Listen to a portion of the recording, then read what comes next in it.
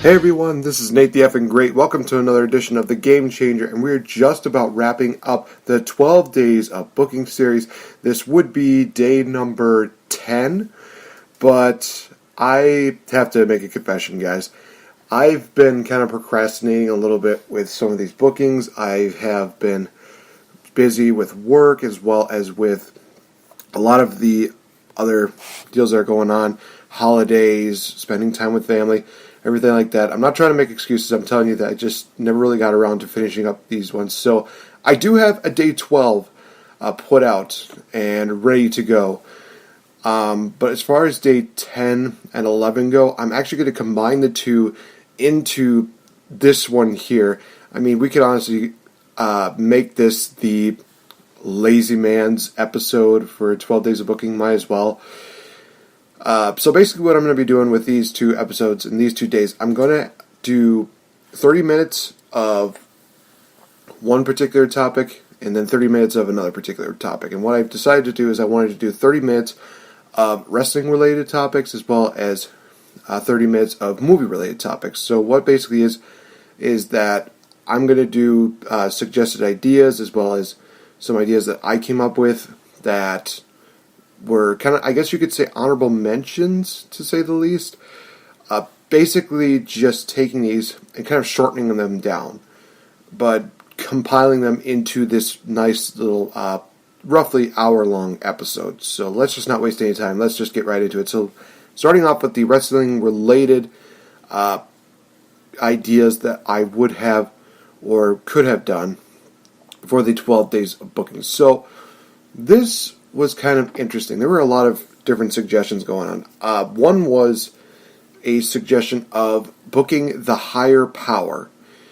Basically, for those of you that don't know, the higher power was this all-powerful being that The Undertaker kept referring to back in his days. I think it was 1999. And basically he's saying, oh, the higher power, the higher power, the higher power is demanding that we do this. The higher power is demanding that we make a sacrifice. The higher power is demanding that I impregnate Stephanie McMahon. Yeah, that was a thing. Oh my God, that is very uncomfortable to really talk about. And it seemed like there could be a lot of interesting people that could have done it. In the end, it came out to be Vince McMahon, just to put the screws to Stone Cold Steve Austin, which, everything building up to it was great. It was just this moment here made it completely trash. So I was asked to do a deal of how I would book the higher power. Honestly, it's hard for me to book because there's a lot of really good ideas. One of the best, in my opinion, was Adam Blampier's booking of the higher power when he was a part of What Culture. He had it so that Jake the Snake Roberts was the higher power. Don't just take my word for it. Go check that out. Check out What Culture, Higher Power Rebooked. And check that out. It's an absolutely amazing booking. And for me, I really have a hard time thinking of anybody else who would really fit that mold and fit that, criteria of who should be the higher power. The only other person that would come to mind, this would be a bit obvious, but it makes sense, in my opinion, would have been Paul Bearer. I mean, he's the guy who reinvigorated mankind. He's the one who made The Undertaker who he is. He's the one who brought Kane into the picture. He is one of those guys that just makes absolute sense. It would still be kind of a shock to some people because they knew that he was definitely like the ringmaster, the ringleader, but it's one of those situations where it makes the most sense, and it would give a lot more prestige. I don't know if I would say prestige. It'd give a little more credibility, I should say, to Paul Bearer as a manager and make him one of the best managers of all time, even though he is. I mean, my God, he's a Hall of Famer, for God's sakes. And it just makes sense to me. It just would really kind of fit the mold, and he would kind of fit into that whole puzzle of what the higher power would be and what they're trying to accomplish. That's how I would book it. Another one that was suggested to me was by Chad Knight. He wanted me to do a 4-way women's match at WrestleMania in which Becky Lynch was the SmackDown Women's Champion. Charlotte would challenge for the title. Shayna Baszler and Kairi Sane would also challenge for the title, but also Kairi Sane would be the NXT Women's Champion. Obviously, everything just fell off the rails when it came to this one. I'm not going to lie. I thought I had it all figured out by the time the year was over, but Evolution happened, and then TLC happened. That changed everything. Shayna Baszler is back as the NXT Women's Champion. Asuka is now the SmackDown Women's Champion. It's kind of one of those situations where it's like, well, how do I really book this? To kind of shorten it up, I would have Asuka lose to Becky at the Royal Rumble. Then they would have their rematch at Elimination Chamber. And I would have, at the Rumble, Shayna Baszler and Charlotte tie at the end, kind of like how Bret Hart and Lex Luger tied at the end. I would have them have a rematch at Chamber, which would go into a draw. During this time, Shayna Baszler is picking up her feud again with Kairi Sane. On an episode of NXT, Kairi Sane regains the NXT Women's Championship, but then she would also go to SmackDown and challenge Becky Lynch. Because Becky Lynch, she wants more competition. She wants more competition. She wants to see that. We would kind of make it so like everything kind of ties in. Charlotte wants to feud with Becky, but she's also got a feud with Shayna Baszler because of what happened at the Rumble. Kairi would feud with Shayna Baszler, but also be facing off against Becky Lynch. It is kind of one of those things where it makes a very interesting circle here. And in the end, honestly, I would have the final matchup, the four-way matchup, end with Charlotte coming out on top. I know. It's one of those things that a lot of people definitely would not like because it would probably hurt the momentum of Becky Lynch. I would have Charlotte win because she's already one title reign away from beating Trish Stratus' record. So it's kind of one of those things where it's like, if you're going to do it anywhere, might as well do it at WrestleMania. So she would break the all-time women's championship record, becoming an 8-time champion, if I'm not mistaken. Yeah, she would be an 8-time champion, about halfway from tying with her daddy, and John Cena in this case. But this would also give Becky Lynch, the motivation to go to Raw and challenge Ronda Rousey for the Raw Women's Championship during the Superstar Shakeup. That just would make the most sense to me. Yeah, I think that's kind of a best way scenario that I can actually book that. Another idea that was kind of brought to my attention was the idea of Pete Dunne. Who would probably be the one to end his UK Championship, title run? He's almost close to becoming the only 2-year champion in...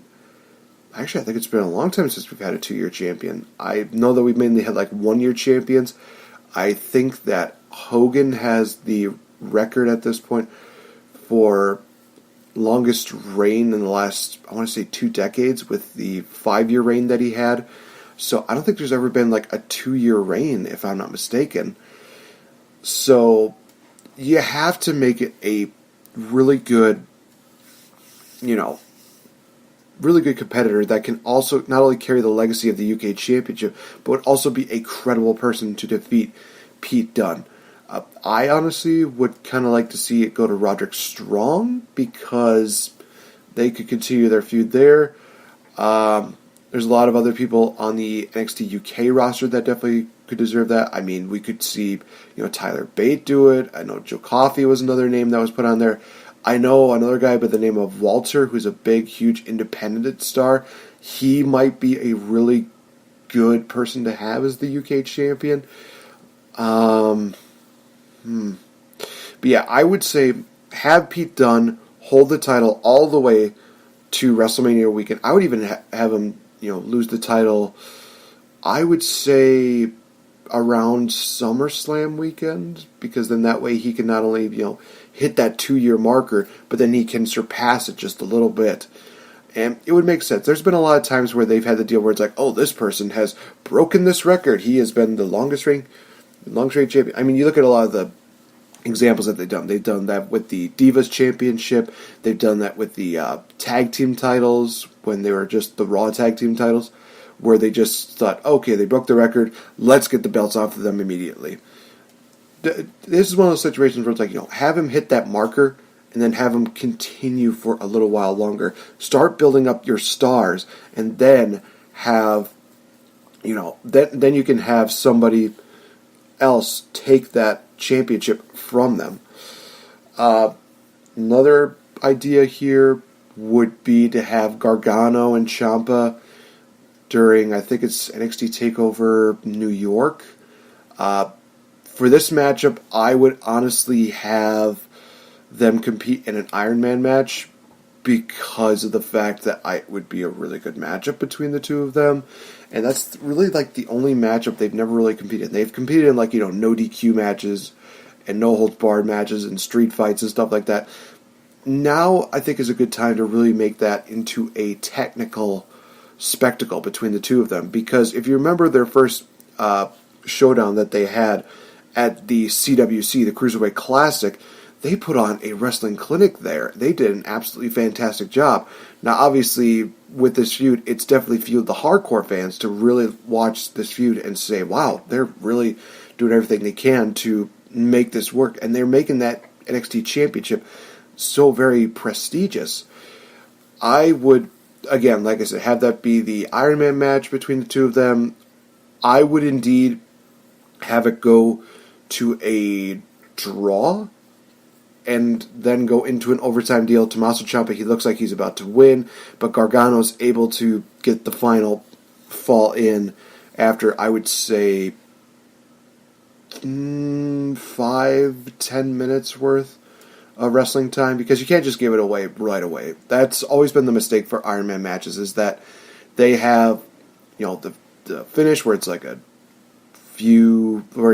tie between the two of them, and then they decide, we're going to end this in 2 minutes or something like that. No. Not with Ciampa and Gargano. They definitely deserve to have more time put on their feud in this matchup and to be built up to, again, being one of the greatest of all time. It already is, and I just want them to leave a lasting legacy if this is the last time we'll see them in quite some time. That's just my opinion on how I would do it. I would want to rebook the Bobby Roode deal, where he is a great wrestler. He's a great mic guy. But ever since they made him a babyface, they just, they really watered down his character. And a lot of people, as soon as they hear the music, there's still people like myself that still sing along to Glorious Domination because it's such a great song. And honestly, it fits Bobby Roode immensely. But you look at a fan, like Will, who is at the point where he doesn't even care if Bobby Roode turns on Gable, which I would definitely do, because Gable and Roode are just kind of like a weird pairing that they just decide, we're going to throw these together because we got nothing for them. That is literally what it is. I guarantee it. It just, it irks me with the fact that they would do that, because Chad Gable could definitely be a huge single star, and same thing could be said about Bobby Roode.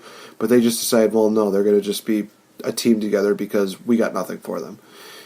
Those tag titles deserve to go to people like, the Revival, to, I would even say the Ascension. Any of the well-established teams, they definitely do deserve to get that, title spot. Now, of course, a lot of people can make the case of, random teams like, Stone Cold and The Undertaker, or The Rock and The Undertaker.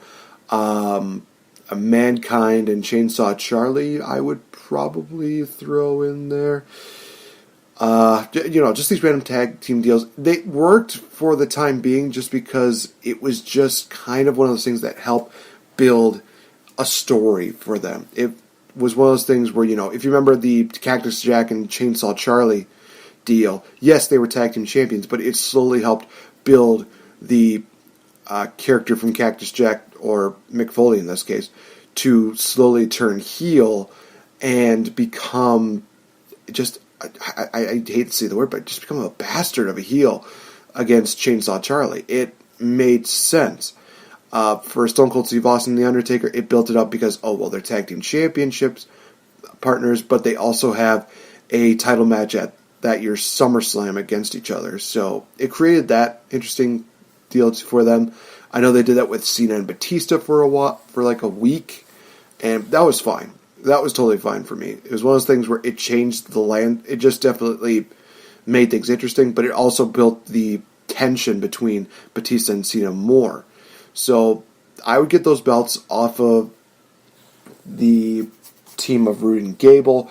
I would honestly put them back on the Authors of Pain and build up to a WrestleMania feud between the Authors of Pain and Revival, because there's still some unfinished business there. There's still a lot of good that they could do with the two teams there. Yeah, and then we'd have, the feud between where Rude basically says that, Chad Gable is riding on my coattails. Yeah, he was a tag team champion, American Alpha, but he was riding on the coattails of Jason Jordan. I didn't need to ride the coattails of anybody. Building up that, the SOB heel that Rude can be. Just give him that opportunity to be just one of those guys where it's like, yeah, I don't like you. And maybe he could be one of those guys that gets forced down our throats, and maybe he gets Roman Reigns style heat. I would kind of like to see Bobby Roode be a huge heel going into 2019. He could put on a really good match with Seth Rollins for the Universal title, which I definitely want to talk about. But yeah, I would slowly have that happen, have Gable go for the Intercontinental title. Since Dean Ambrose is indeed a heel, he would make sense. But I would definitely have Bobby Roode, coming out victorious in this mini rivalry that Chad and Rude would have.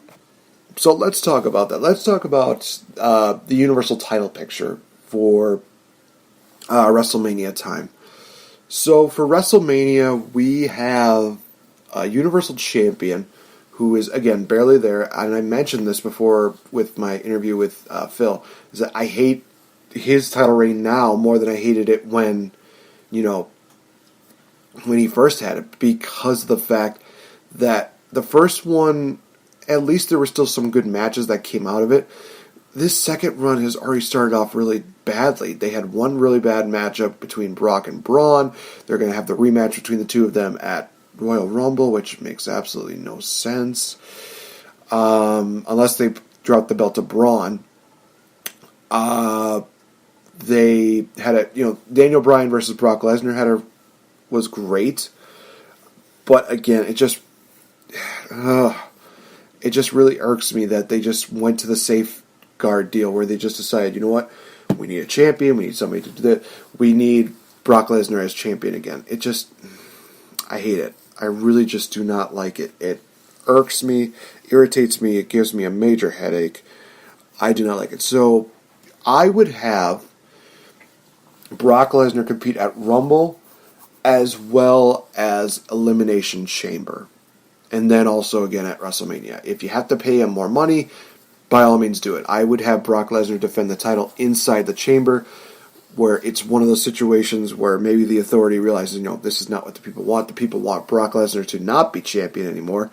Braun Strowman couldn't do it. Then you... it's one of those things just that would be interesting. And who would I have competing in the chamber? I would have a lot of the people that they really enjoy. I would have, guys like Finn Balor. I would have guys like... I would even throw even John Cena in there. I guess you could throw Braun Strowman in there as a safe bet. Drew McIntyre. And then finally Seth Rollins. I would have that matchup happen there. And have Seth Rollins and Brock Lesnar be the final two. And in the end, Brock Lesnar cheats to win. And we have a reason for Rollins and Lesnar to take place at the WrestleMania event. Then Rollins would win the number one contendership deal at Fastlane, getting his title shot at WrestleMania, in where Seth Rollins wins that, championship from Brock Lesnar. I blanked out a little bit. So I would have that happen, and I would even still build up a deal in which, Brock Lesnar, Paul Heyman, they can just taunt Rollins and make it seem like... You do have to remember that you've never beaten Brock Lesnar. You have to also remember that at 2 WrestleManias, we've beaten your brothers. We've beaten Roman Reigns. We've beaten Dean Ambrose. We've beaten everybody that's been put in our face. What makes you think that you are even worth, our time? Just really try to make it that Brock Lesnar does not take, Seth Rollins seriously, and even just have him just play, the fact like, when we first fought off against each other, you had the authority, you've had the Shield, you've had that. But in this matchup with me at WrestleMania, you have no one. You kind of see where I'm going with this? It's kind of like what they did with Eddie Guerrero in 2004. And then you start building up, Seth Rollins, of course, by having him produce great matches and guarantee, hey, I'm going to win at WrestleMania. I'm going to be the one that slays the beast. I've slain kings. I've slain, everybody that's been put in my way, and I'm going to slay the beast at WrestleMania, in which he does. And it doesn't take one curve stomp. No. I would say I would have him win after 3 curve stomps, in my opinion, because there's no way that you're going to take him down with 2. Brock Lesnar, hits like maybe 2 F5s on Seth Rollins. Rollins is able to kick out. Don't do a situation where you had the same thing at WrestleMania 34, where it's, a spam deal, where it's like, oh, Brock hits a suplex, F5, F5, F5. Roman's kicking out of everything. Roman does 5 spears, and it's like, yep, nope, that ain't happening. No. Definitely make it a legitimate wrestling match between the two of them.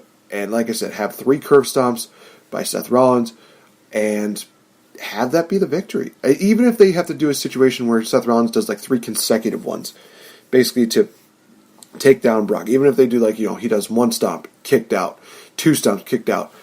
Have it to where Seth Rollins finally just has it, and he just stomps Brock Lesnar's head, 3 times. And the 3rd time even could have, Brock Lesnar getting up to his knees, and he just looks at Seth Rollins, and he just gives him the double bird.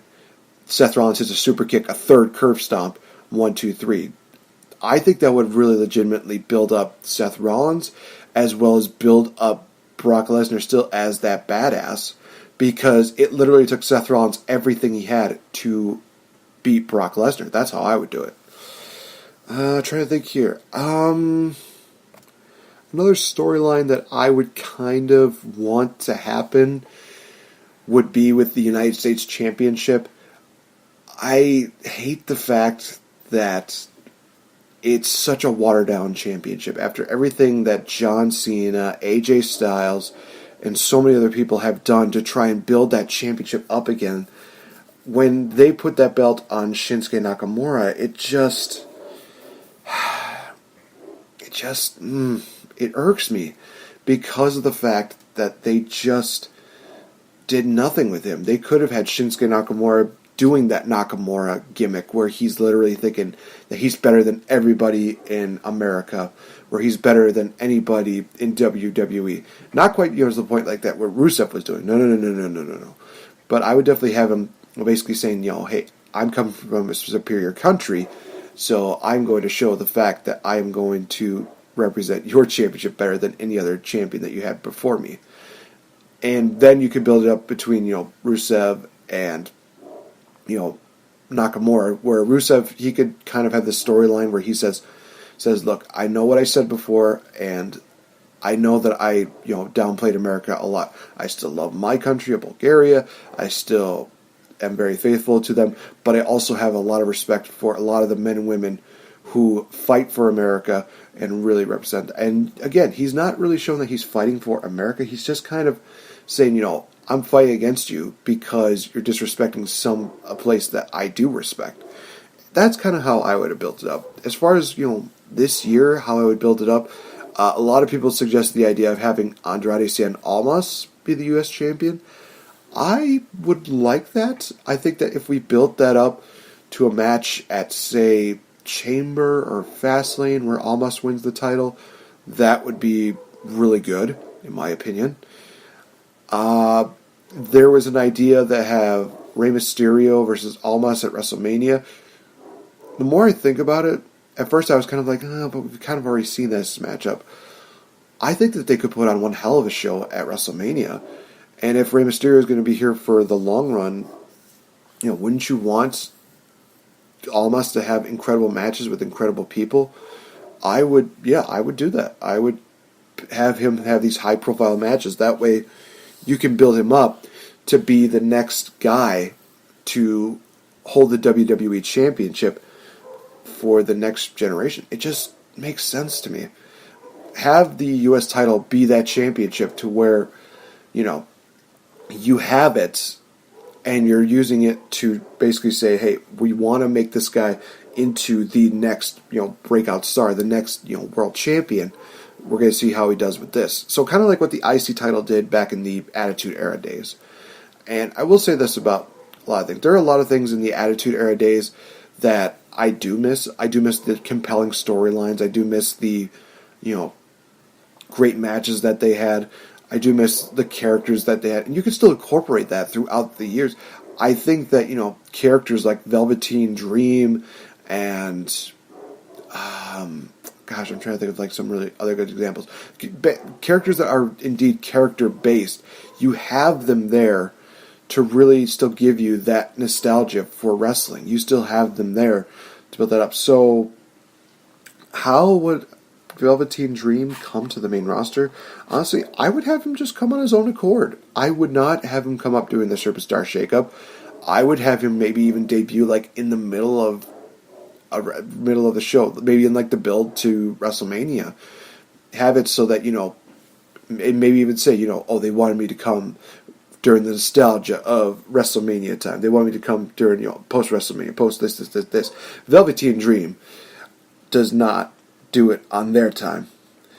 Velveteen Dream does it on Velveteen Dream's time. Something like that. It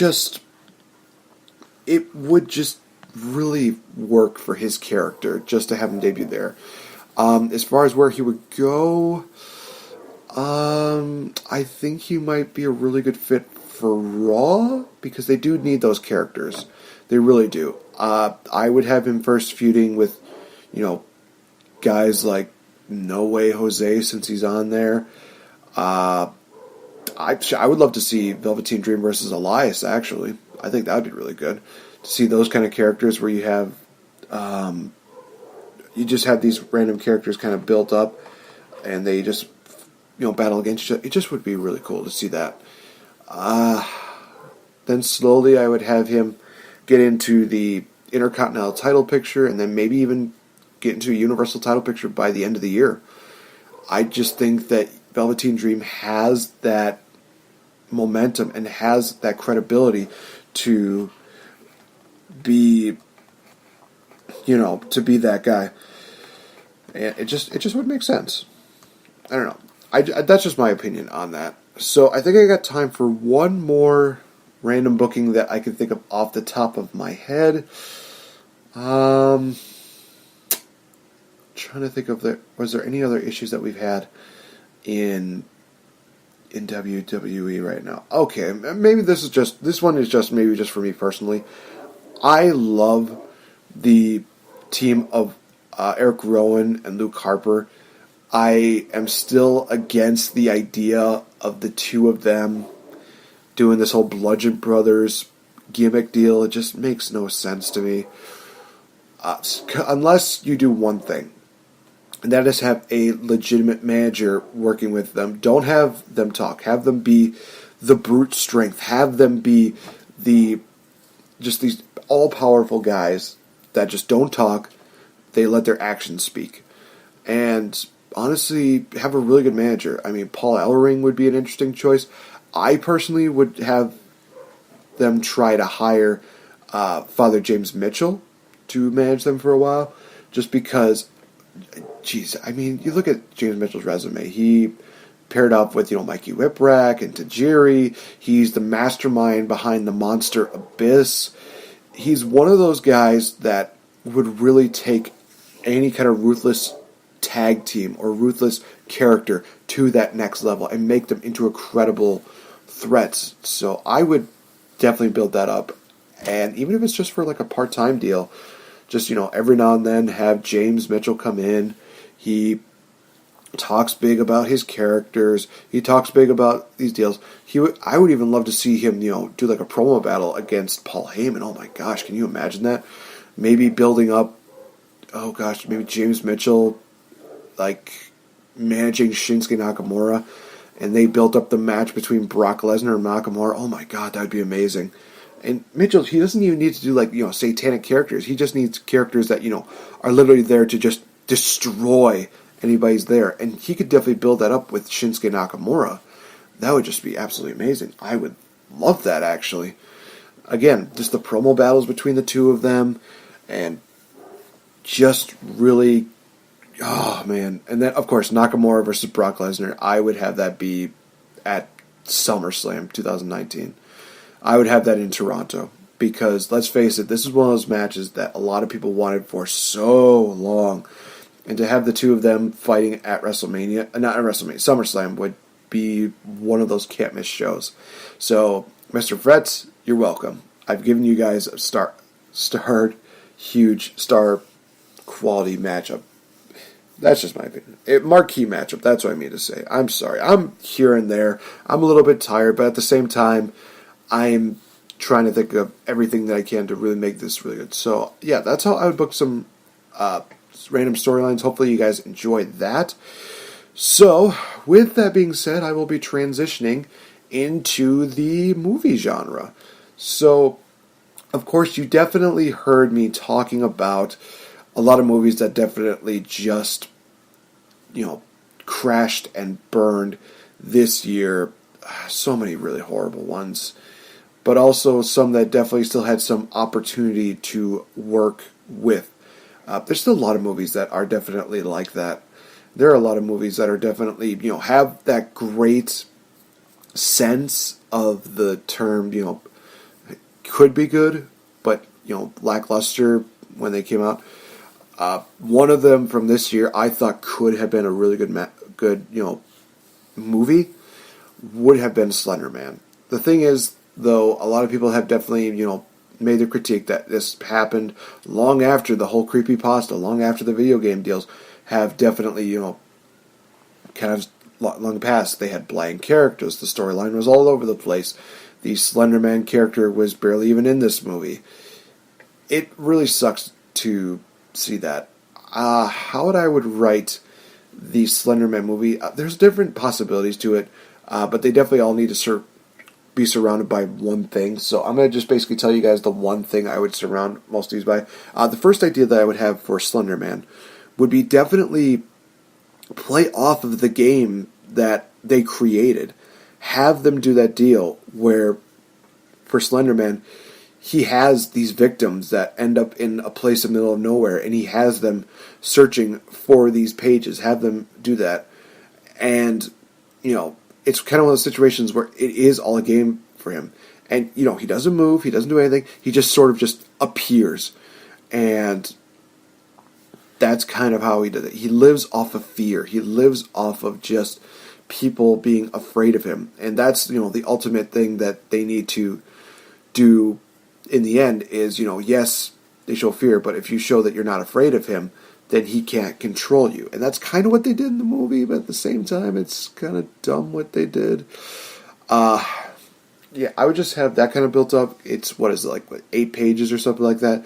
Maybe, have the first one be, where he's oh, he's so close, so close, so close. At the 7th page, it's one more page left. Turns around, all you see is the person scream. Slender Man just takes him.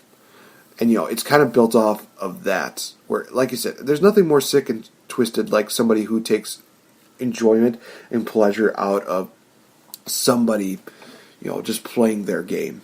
I mean, that's what people definitely appreciate with, Jigsaw. Of course, now it's obviously a gore fest now, everything like that. But there's still people that appreciate the story that's there. Because, John Kramer is literally, he's not doing it for kicks, he's doing it to teach a lesson in his mind.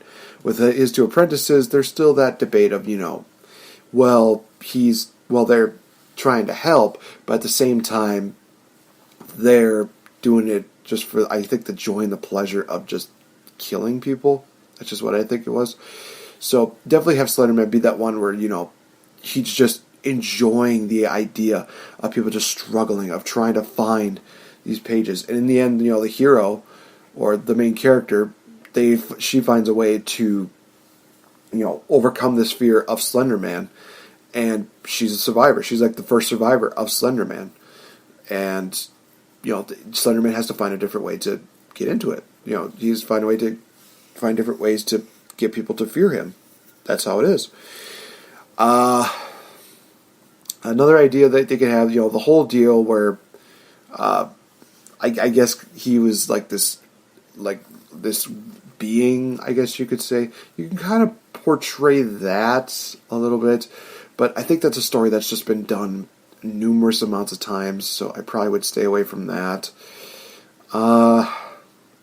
There's a few different ways that you could do this, but that was the main one that came to mind, was just have him have enjoyment of this game that he's playing with people. Have him have the enjoyment of feeding off of fear, which is honestly a perfect transition to the other movie idea that I would have, and that would be the Nightmare on Elm Street franchise. Now, obviously, they tried to do a reboot in 2010, which some people enjoyed it. It definitely was the highest grossing movie of the entire Nightmare on Elm Street franchise, but still a lot of people thought that it was missing something. And if you look at the video that Agent Cooper had, where he does a series called Story Doctor, where he basically dissects something, he basically gives his writing on it. He does this deal where he does kind of like what I'm doing, where he kind of rebooks and rewrites everything. So one of the ideas that I definitely think that he was onto that really makes sense is to have it that you don't know whether Freddy Krueger is innocent or whether he's guilty until later on. You kind of have that mind-boggling question of, were the parents in the right to take the matters into their own hands because they think that Freddy was, either a child murderer, a child molester, whatever they chose. It's one of those situations where you kind of have that enduring question throughout the entire series. I wouldn't go as far as to do that through the entire 6-movie franchise or something like that. I probably would have that answered at least by maybe the third one, if not maybe the second. I would say the third would be the best. But yeah, there's those moments where, Freddy's trying to take revenge on the parents by either killing them or killing their kids and making them feel like, hey, you took this from me, now I'm taking this from you. And there's always that one kid, maybe it's Nancy, maybe it's somebody else in there, where he looks like he's going to kill her, but for some reason he's finding it more rewarding, I guess you could say, to just play with her, just play with her mind, just almost mind F her to the point where she is just so over it, where she just, she usually just doesn't know what to do. She could basically seem like, oh, well, she's got it all figured out. He's basing things on fear, just really finding a way. And that's really the main thing, is that she is the woman who is trying to find the best way to beat her. And just when you think that she's found a way to beat her, Freddy changes the game. It's one of those things where he's able to be versatile. He's able to change his weaknesses, showing the power that he has. And it's just one of those situations where, again, you don't really know. And maybe you have that question answered at the third movie. Or maybe even they just decide to prolong it more if it's really good. If it's really good and people are kind of enjoying that. Because that's the one thing that all movies need to have. They need to have that lingering question of what's next in a positive way. There's some people that are just going to leave a movie and just have a huge downplay deal where it's like, okay, I've got, all the questions answered, I don't need another one. And then they give you another one, it's like, well, what else is there to really answer? But if you have one of those questions that you leave a movie and think, well, what's next? They kind of just left it on a cliffhanger. I guess you could say the best case would be with the new Halloween movie that came out. We don't know exactly what's next there, because we find out that, no, it's not Jason. Michael Myers is still alive. At the end, you just hear him breathing. So it's kind of like, well, what's next? What could we do here? Are we going to see, maybe Jamie Lee Curtis and Michael Myers having another battle between the two of them? Are we going to see maybe Michael Myers finally gets his revenge on Jamie Lee Curtis? Maybe it's one of those situations where it's a sacrifice that Jamie Lee Curtis's character makes to save everyone. It's kind of one of those things where it's mind-boggling to kind of think, what else more can they do? Now, obviously, they're going in that storyline, the original storyline, not the, what is it, like 3 or 4 storylines that they did over the years, because obviously that just sucked. That just sucked. But yeah, the Halloween movies are a perfect example of that. You do that with the Nightmare on Elm Street movies, where you have that question in the end of your mind, thinking, well, what's next? What does Freddy do next? You kind of do build up that nostalgia for the next movie. So obviously, there are other movies that definitely do deserve another reboot, and one of them would be the Cat in the Hat movie, because obviously the last thing we definitely do not want to remember for Cat in the Hat was the Mike Myers live action one. It was just a train wreck from front to back. It just made absolutely no sense. So this was one that I originally wanted to do for the 12 days of bookings, but I decided against them because there were other ideas that were brought to my attention that would work better. But how I kind of would do this rewrite would be to have it continue to be an animated movie. Obviously, they're probably going to do it through Illumination or whatever they do it through. I would really have it very loose. I would kind of combine the book adaptation along with the cartoon movie adaptation that they did in, oh gosh, I'm trying to remember the time what frame. It might have been like 19... I don't know. I'm going to look that up right now. But basically, the cartoon movie that came out, and it was about maybe less than 30... It didn't even feel like 30 minutes, but maybe it was. Basically, where you do still have that, interesting story of having the, Cat in the Hat involved in there. That would be, 1971. Holy cow. Man, that's, yep. 1971. That's the one. Jeez, I'm just realizing that now. Oh, in 25 minutes. Yep. So, yeah, you kind of just expand on that. Basically, at first, I would have the kids, still kind of be kind of quiet. They're kind of shy. They're not very too confident. They're kind of sticking to, the status quo. The cat is kind of there to kind of show them how to have fun and how to have a good time, building up like that. But during this time, we also see the cat getting a little too out of control, which is kind of what happened in the book when you really think about it. And it does take the kids, them to basically put their foot down and say, hey, it's cool to have fun, but you have to know when to stop. You have to know when to say enough is enough. And that's kind of what they tried to do with the live action one, but it just was such a garbled mess that you did not even care about what the lesson was at the end. So again, you try to make it fun throughout the movie, build up the characters a little bit, and again, you have the kids have a different perspective on life where they can indeed have fun and they can indeed have these great adventures, but they also know how to keep themselves in check. And it would probably open up for the sequel of, The Cat in the Hat Comes Back, which would be kind of an interesting one, to be honest. That's just my opinion. Anyway, so yeah, that's kind of how I would rebook it. Yeah, I think that, combine the book and the TV special would be really good. You wouldn't have the annoying cat. You wouldn't have that kind of, scary cat deal that they did for the live action one. I'm sorry, Mike Myers, but that was just horrifying. Almost as horrifying as the Who's in the Grinch live action movie. But, you just build off of those two sources, create a story, again, where the lesson is, learning to have fun, but also being responsible about it. And it's not going to be considered a PSA. It would be considered one of those things where it's like, hey, we have a great movie that tells a great story, and it tells us a great lesson at the very end. Just don't be like one of those people that's like, oh, and the lesson we learned here today is blah, blah, blah, blah, blah, blah, blah. No. That's, that's kind of more the Animaniacs route. That's just my opinion.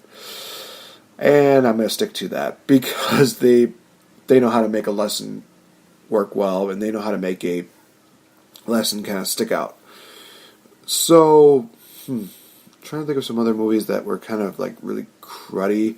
I know I mentioned, Batman and Robin was a bit of a fail. I've done the Batman vs. Superman one.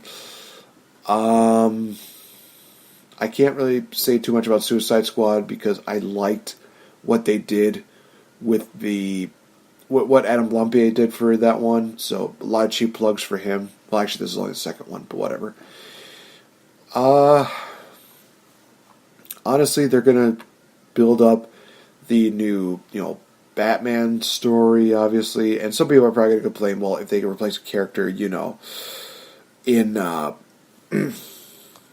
if they just replace him, right off the bat, then people are really going to kind of notice. I mean, they sort of kind of noticed that kind of deal with, what was it?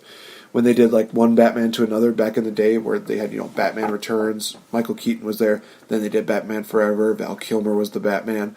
Then they did Batman and Robin. And it was George Clooney. Just don't make it frequent. That's the point I'm trying to get. And if they have to do a situation where maybe they incorporate some different kind of a story, where Bruce Wayne, maybe he got killed off or something like that, and somebody else is basically taking the reins of that, it would be interesting to do. I think it might benefit them, just so that they can get a different character involved in there. But that's just me. As far as how I would see things going for it, this is going to be a little bit more of a discussion one that I have here, is that obviously there's a lot of speculation on what's going to be happening with the final Avengers movie. I might just close it with this. A lot of speculation as to what's going to happen. I mean, obviously we got Captain Marvel the month before, and then Endgame, I think a month or two after. Might be actually 2 months after, now that I think about it. So they're giving us a little bit of a break. But yeah, basically like speculation already about what's going to happen in Avengers Endgame. You look at the trailer, and there's a lot of people that think like, oh, we got it figured out right off the bat. You can't really say that because not every trailer gives away everything. They might give you a glimpse of what you could possibly think. It gives you speculation, but it doesn't really give you the full details on what happens. Like, obviously, they show Scott outside of the Avengers quarters, basically talking to them, and it seems like they're in the past, where he's in the past, maybe. That would be kind of an interesting, kind of an interesting ordeal. I just, I don't know. It's just going to be very interesting to see what the hell happens with this situation, because I really don't know what to expect with this movie. There's this, because here's what my mindset is going through, and what I'm thinking is going to happen so far. And by all means, turn this off if you don't want to hear any spoilers, because if this actually happens, I will be legitimately surprised. One thing that does kind of stand out was the fact that Tony Stark has, the helmet, he's talking to it, he's doing a message to it, where he is doing like the final, I guess, a final thing where he's just sending this message to Pepper and blah, blah, blah, that kind of deal. There was a lot of ideas that, this is the part where Tony's not going to run out of air because Captain Marvel's going to be there. She's going to save Tony, and she's going to bring him back to Earth, and blah, blah, blah. Kind of one of those situations. There could be an idea that when Scott is in that wormhole or whatever he is doing, he enters in that time portal and goes back in time. Maybe there's a situation to where he is one of those people that, helps get everybody back, and maybe he helps with certain deals. But in the end, I do foresee the fact that the story that has been really going on here is that you have to remember that Tony Stark had a dream, in which all the Avengers, were killed, all the Avengers died. The original Avengers, of course. I still foresee quite a bit of that happening. I could see them killing off a lot of these characters. I think that they could still keep, Black Widow and Hawkeye, keeping them involved. I could see them being done with Thor. No, I can't say that. I could see Thor sticking around for a little while, maybe pairing up with the Guardians of the Galaxy, doing something like that. I could see maybe Hulk being killed off. I could see both Captain America and the Avenger and Iron Man getting killed off. Speculation on what could be like the fate for a lot of these people. I know that with James Gunn not being involved with the story for the next Guardians movie, that Drax, Dave Bautista might not be coming back. There was that one where they had the petition that they were making about bringing him back. It's kind of one of those situations where it's going to be interesting to see where they go with this. I'm trying to give my best predictions as far as this goes. As far as how I would write it, I would definitely, like I said, it seems like they definitely are going to take out Chris Evans, Captain America in this deal. I think that Tony Stark is at his final points too. They're not going to get rid of Spider-Man. He's going to be coming back, and I'm going to be totally fine with that. I don't see them getting rid of Doctor Strange because they just hit the tip of the iceberg when it comes to Doctor Strange. And he could probably... we still have to see an epic battle between him and Dormammu. For some people that might say but they already did that in the original Doctor Strange. No. That was just Doctor Strange outsmarting Dormammu. I kind of want to see the epic battle between the two of them where they both used their full magic or their full powers against each other. I could see them, I could see Hulk getting killed off. I don't know. It's really weird what they're doing with him because they have him appearing every now and then, but they never really give him a full-fledged role in there. So I just don't see him really being one of those characters sticking around that much longer. They could kill off Thanos, although no, I think Thanos is going to get killed off in this final deal. I also could see, some of the Guardians coming back. Like I said, if James Gunn is not involved, I could definitely still see Chris Pratt coming back, Star-Lord, I should say. I could see Rocket coming back, Groot coming back. I think Mantis is done. She's not really that fully developed of a character. It would be a hard blow to a fan like me if they did not bring back Gamora. I really like Gamora, and I like that they have this deal here. Nebula, I could see getting killed off. They killed off quite a few people, but there's still some other characters that were not even involved in the Infinity War. They didn't have I think it's Krog, the blue guy from Thor Ragnarok. He was not shown much in Infinity War. I don't think he's killed off. I did not see Valkyrie get killed off, so she might be coming back, which would be kind of cool. I'm trying to think of some other characters that might come back. There's a lot of different possibilities with that. So I wish I could speculate and maybe book this as well as I have. I would definitely still have just the original Avengers heading out, and they do defeat Thanos, but a lot of them do in fact get killed in the line of battle. That is how I would do it. I would even love to see a moment where Tony and Steve, that Stark and Rogers, where they kind of have that moment where it's one of those situations where they find a way to forgive each other. Don't make it too romantic or something like that, because God knows we need more fiction. I would kind of just have like one of those moments where maybe they just look at each other and they kind of, accept their fate or something like that. Or accept the fact that, hey, we did everything that we could to save the world, save the universe. Kind of one of those moments there. That's just how I would have it. I would really want that to be a key part of it.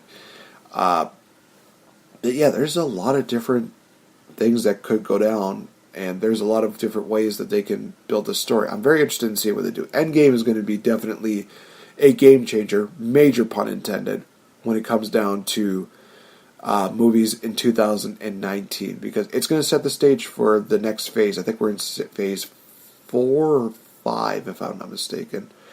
So they mentioned already in the next future phases that they're not going to do any more of these, huge deals where they're going to have all these characters coming together and blah, blah, blah. I see them doing like brief cameos or deals like that, like brief crossovers, but I don't see like full-fledged, crossover movies happening in the near future, because this is one that's very exhausting.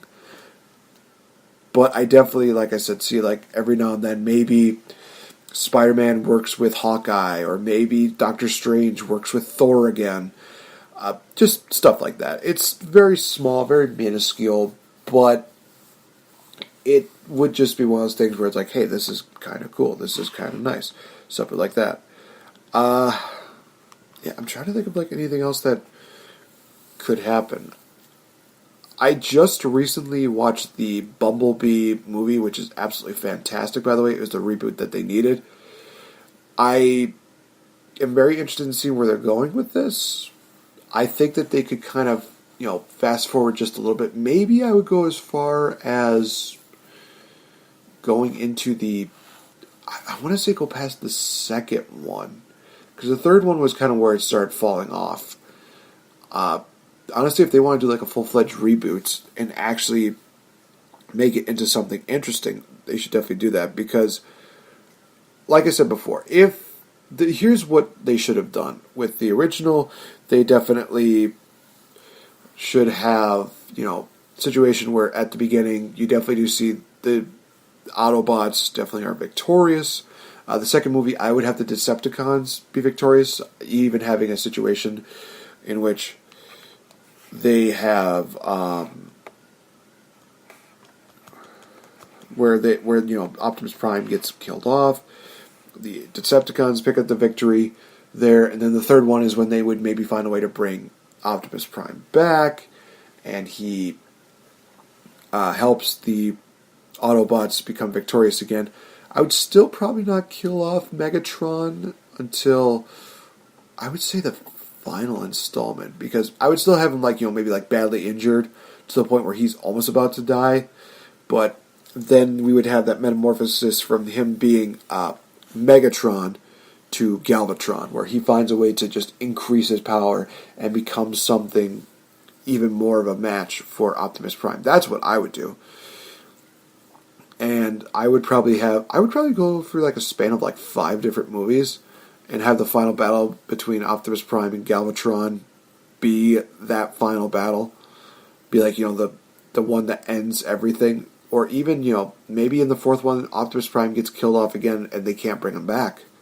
That would be kind of an interesting deal, because then you'd have to have somebody else take that spot. Maybe Bumblebee's the one who takes over and is the ultimate Autobot in the end. They've really been highlighting Bumblebee quite a bit throughout these movies, so why not kind of just, why not just do it? Why not just pull the trigger on him? Why not have him be the leader after Optimus Prime is, gone and gone? It seems to make sense to me. But that's just me. What do I know? I'm just a guy who has a podcast. So, yeah, I think that's going to wrap it up for this edition of the 12 Days of Bookings. Like I said, I got 10 and 11 taken care of here. Hopefully you enjoyed these suggestions and ideas for wrestling as well as movies.